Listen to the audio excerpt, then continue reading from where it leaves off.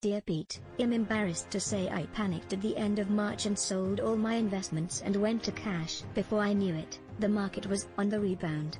I kept assuming the market would crash again and give me a chance to buy back in. But whenever the market went down, I never thought it was enough of a decline to justify buying back in. I'm 55 years old and have about $600,000, down from $960,000. Did I just ruin everything I've worked for? I'm really upset and don't know what to do. Richard, Charleston, South Carolina. I'm terribly sorry you're in this situation, Richard.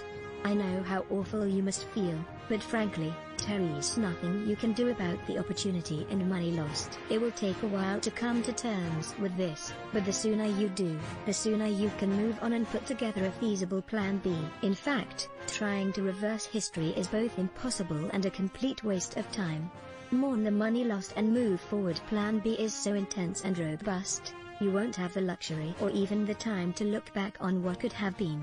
First things first, you have a major risk tolerance problem.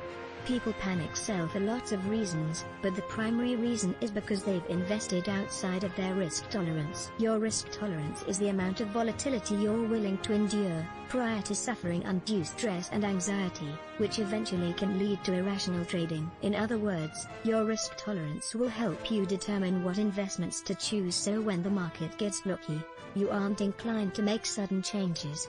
Needless to say, you didn't have the right investments selected for your particular ability to tolerate risk and volatility. I could tell you to stay calm until I'm blue in the face, but my directive is pointless if you're not investing in accordance with your risk tolerance. Having had this same conversation for over 2 decades, don't fall for the urge to dismiss this very important first step. Not only do you need to change the way you invested the first time, but you must make sure you don't try to take more risk to make up for lost time.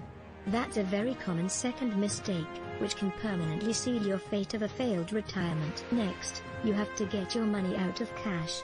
I'm not necessarily saying you need to get directly back into the stock market, but you're going to need your money to earn more than close to a 0% rate of return. This is also my opportunity to tell you how bad you need a good financial advisor. Not only will a good advisor help you determine your risk tolerance, but that person will also help you choose investments that will align with this newfound risk tolerance. Don't get further caught up with trying to time the market when getting back in. That thinking is what got you into this jam in the first place. Now you need to determine how much money you'll be able to invest over the remaining years of your career. Your new advisor will easily be able to put together projections to help you understand what sort of nest egg you'll be working with on your chosen retirement date. That's just math, and you should resist the urge to overcomplicate that process. Now for the hard parts. First, whatever income your advisor tells you will be available via your nest egg for retirement, you need to begin adjusting your current lifestyle to meet that level of income sooner rather than later. Easing into that adjusted retirement lifestyle is much more feasible than trying to figure it out once you retire. Unfortunately, it's admittedly tough to find the motivation to do that now. But when you stop and think about it, waiting to adjust your lifestyle until later makes the task much more difficult. The second hard part is forgiving yourself. You messed up. No one died. It's over. And now you have to extend yourself some grace. That's really hard to do.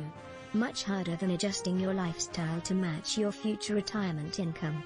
But hopefully as time passes, you're able to come to terms with your new reality and enjoy a peaceful retirement. Peter Dunn is an author, speaker and radio host, and he has a free podcast, $1 Million Plan. Have a question for Pete the Planner? Email him at askpete@pttheplanner.com. The views and opinions expressed in this column are the author's and do not necessarily reflect those of USA Today.